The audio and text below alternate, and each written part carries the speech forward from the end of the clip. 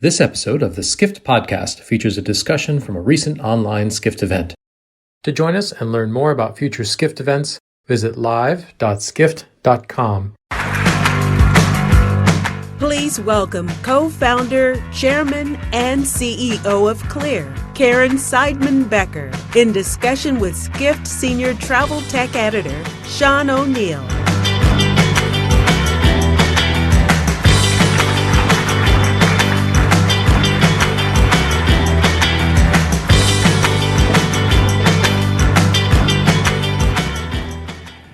Hi, Karen. Hi. They told me not to swivel. They told me the same thing. Yeah. The last time we met, we were mentioning this backstage before we come on, was in a much less glamorous place than the TWA Hotel. It was in it was in Midtown in 2018 in an airless fishbowl conference room. It was about 20 square feet. We were sort of on top of each other. And the idea of an IPO was still a little bit of a distant vision, and Karen was telling me about why Clear Secure, as a membership-based biometric identity company, had just tremendous potential as a platform. And I said, well, it's hard for me to believe that. It seems more like it's like a sort of like a privatized airport security service, and there's not a lot of a frequent use case for that. So the potential audience must be very small. And I don't even know if we actually ended up writing a story out of the article. I wowed you, huh? Yeah. No, it was, so the thing is, this year you've had the, travel's biggest IPO of the year. What is your market cap about? It's a little over $6 billion. About Okay. 6.5. So if that's not $6 billion, fuck yous to all of the white male know-it-alls that you've had to put up with for the past decade. Congratulations on the IPO. That's excellent. Thank you. So I'd like to talk about Health Pass, because everyone who came in here used Clear's Health Pass. It helped make our event much more seamless. We've gotten some praise about everything. So how is Health Pass working for you as a product? Health Pass has been an extraordinary product and one that really aligns with our mission of making experiences safer and easier. So I have to say, when you get up out of bed every day and know that you're making the world a better place, it feels really good, and it's really important because this is about frictionless experiences, right? This is not about taking cards out of your wallet and here's my Skift, ID that I got here, and here's my driver's license, and here's my vaccine card or my test results. That's not frictionless. And so the feedback and the understanding that the brand carries well beyond travel into so many verticals and has become part of people's daily habit. To your point, sort of our view is always 12 times a year to 12 times a day to make clear your daily habit in travel, sports and entertainment, getting into office buildings, concerts, events, payment. And so it's happening, and it's happening at such an incredibly important time.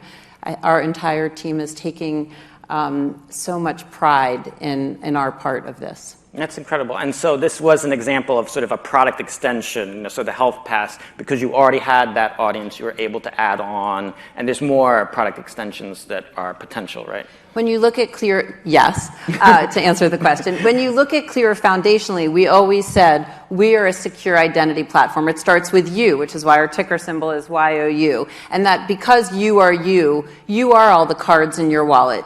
Driver's license, credit card, building access card, employment status, keys, and passport, and healthcare ID. You think about all these cards. But what we realized last March was that there was going to be another card in your wallet, and that's a vaccine card. We were already using it. I had gone to Kenya a few years ago and took out my yellow fever card, which was a yellow card, and they said, don't lose it.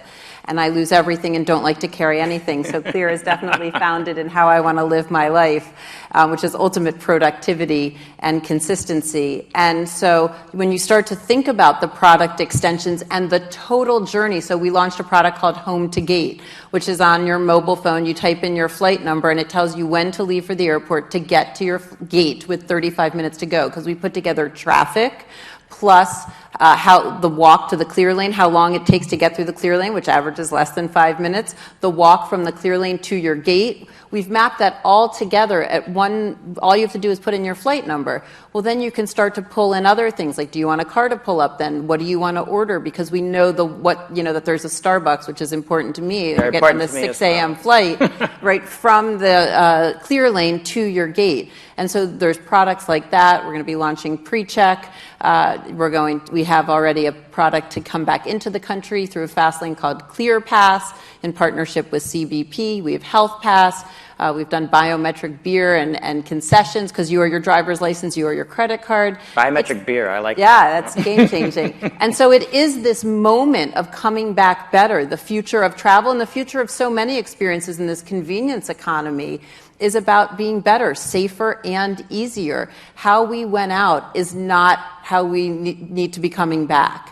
And so I think it's created a moment for people to rethink the customer experience and rethink safety. People were getting flu and norovirus and things like that before this.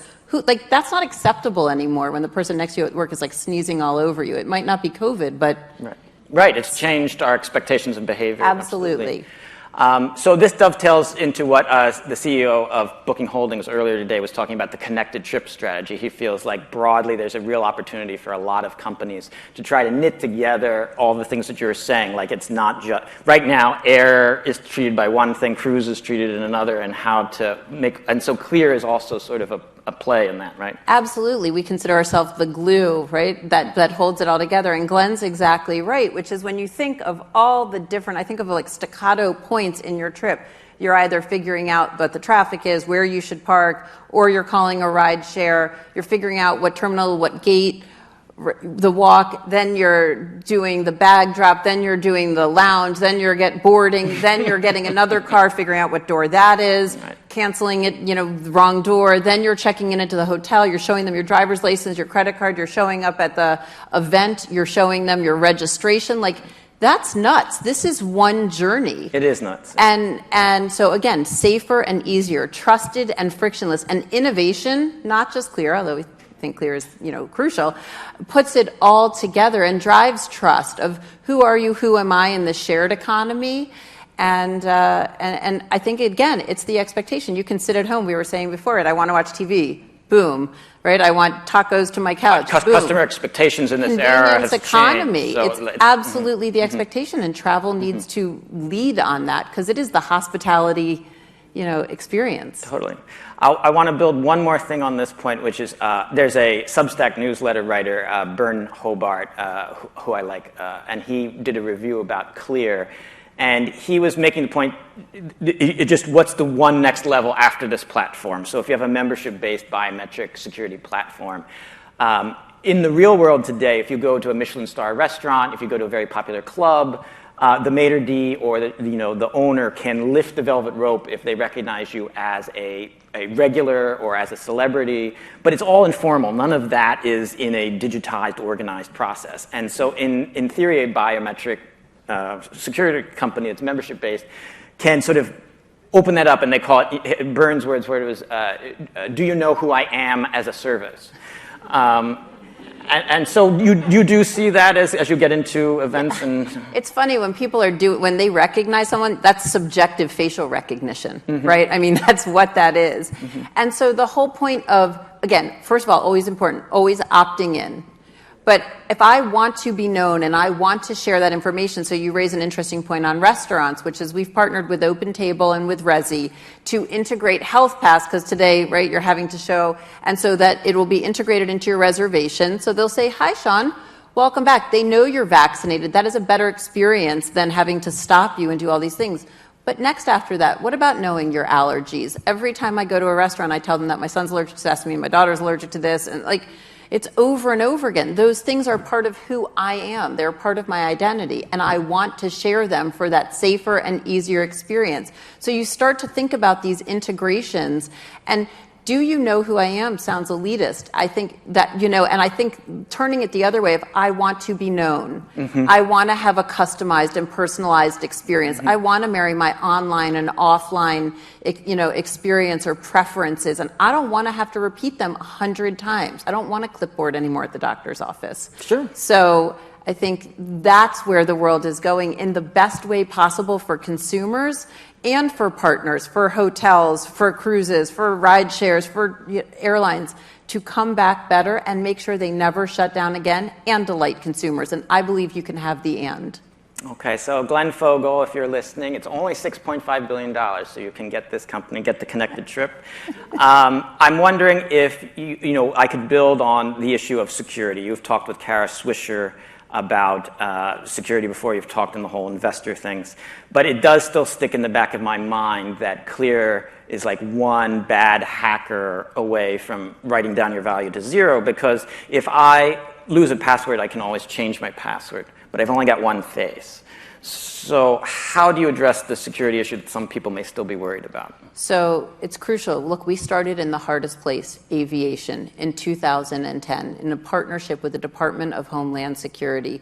We're something called Safety Act certified, which is a qualified anti-terrorism technology. Those are our roots. That is our DNA. We didn't start by saying, hey, buy bottled water at the corner with Clear, and now we're going to do all these other things. So that is foundational. And not only from a cybersecurity perspective, but a privacy and data security. So everything's opt-in. We do not sell or share data. We have a privacy policy that's written for humans, right? My children need to understand what happens to their data and not legalese 10 scrolls down. So that's foundational to who we are. The next piece, I would say, which is an interesting point, which is facial. People's faces are all over the internet. There it is. And so, unfortunately.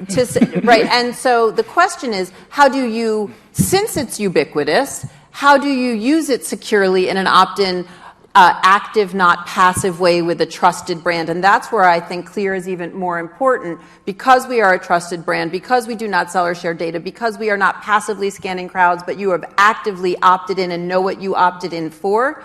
I actually think it's a significantly better system. So cyber and privacy and data security are in our roots, but also we have a brand that's continually communicating about privacy, data security, and what we're doing.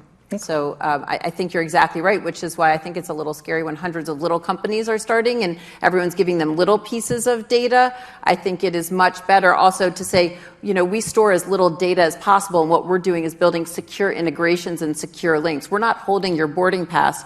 We're saying, hey, Delta Airlines, we have Sean here. Is he allowed to fly? And it's definitely Sean. So also how we've constructed it is in service of privacy and data security. I'm glad you built out that point. I think that's the important connection. Right. It's not the database of all the things about you. This is definitively you, and then building those integrations, those pipes, and that two-sided market. Right. You want a cruise to use it, and you want customers to use it, and then you want to put them together. Fantastic. Subscription travel is something that we've covered intensively at Skift. There's a dozen some companies that are in the subscription travel space. We heard earlier from Steve Kaufer of TripAdvisor talking about their attempt. And Clear is a subscription model. About 70% of your signups at the time of your IPO release were at airports. So what works well for conversion for Clear? Because if I sign up for Netflix or for Amazon Prime, I instantly get a payoff from having signed up for that membership. And so, but if I'm, what is the conversion sign up? Well, I think that's a great question, because we did model. So we have two parts of our business. We have the subscription-based travel. Health Pass is free to consumers, and then the partners pay Clear, and that's really important from a consumer perspective. And then if you enroll at the airport, you're already enrolled in everything else if you want to be. We modeled what we do at the airport after Netflix or Amazon Prime or Spotify, which is free 1-month trial. So if you enroll at the airport, you can enroll for free, try it, and then, or now it's free 2-week trial, and then you try it and use it immediately. And so what you often find is that people will literally come, enroll, use it, and have made their flight, right? So seeing is believing, experiencing it.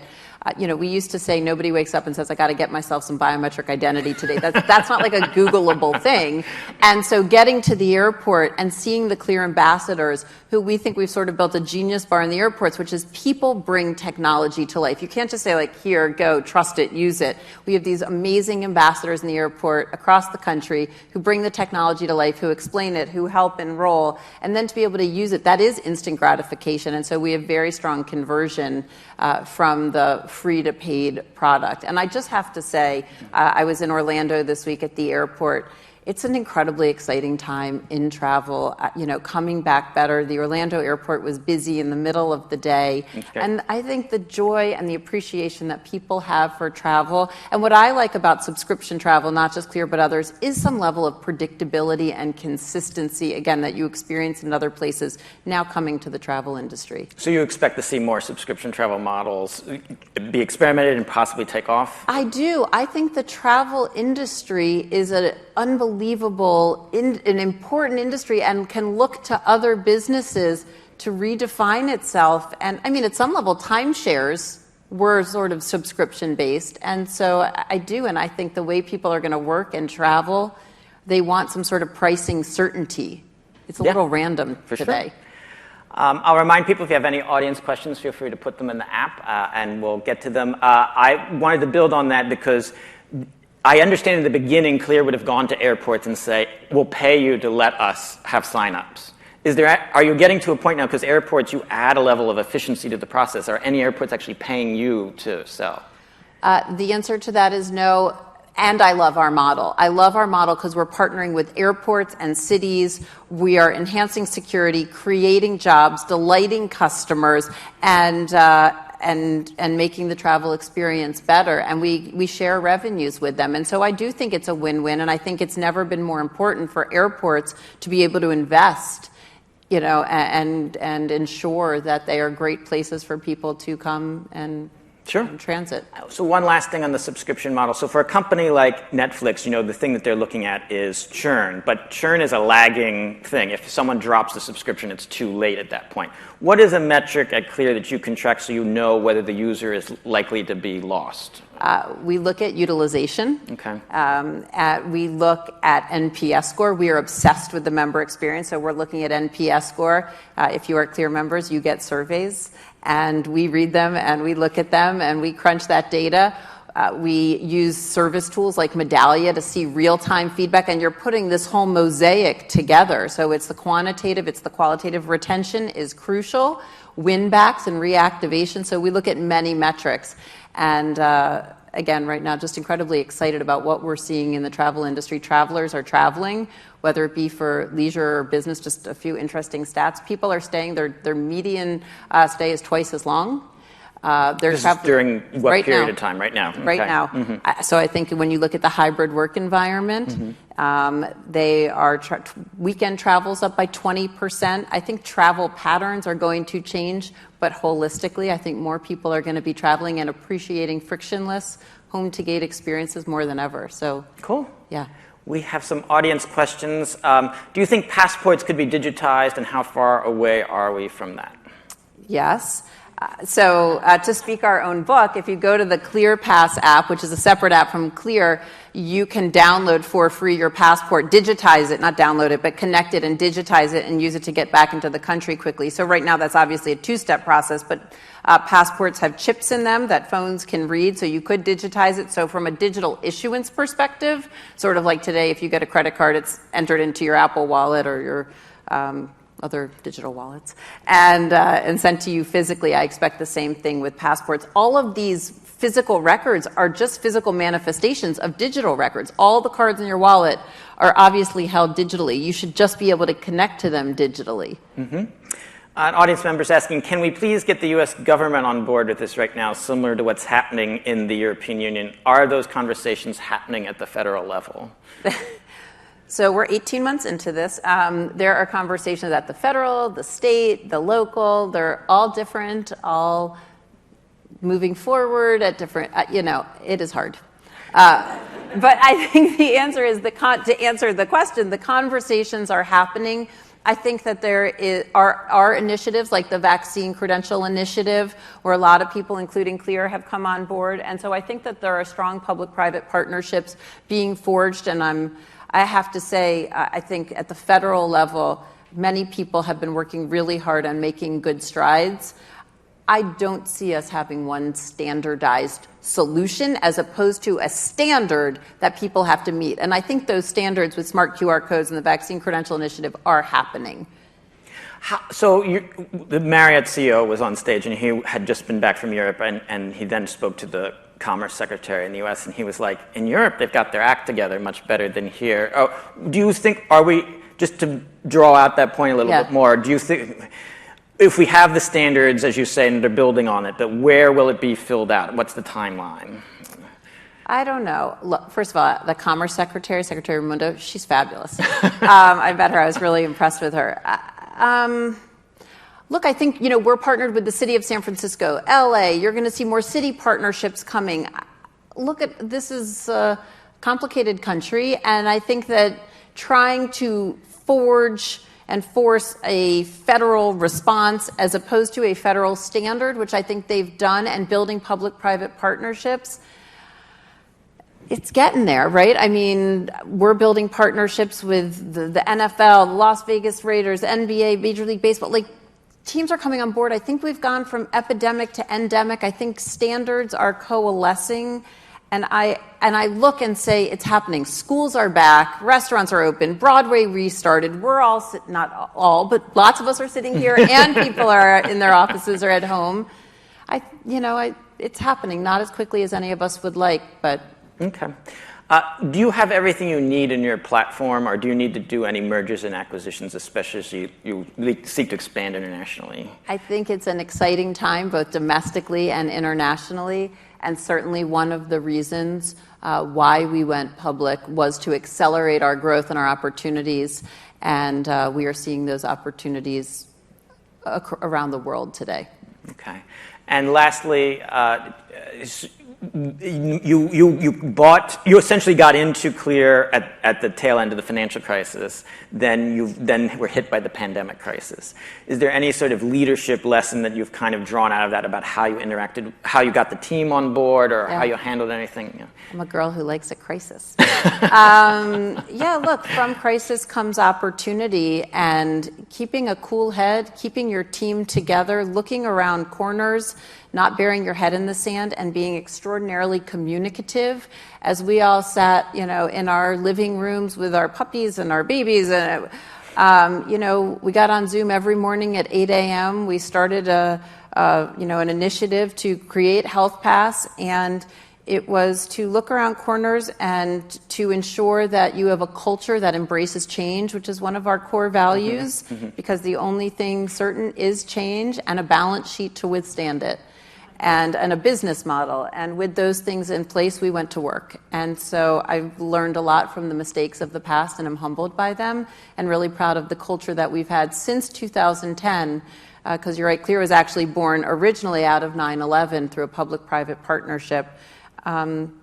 Cooler heads prevail, and a team that stays together and is highly communicative and is thinking about solutions with that growth mindset.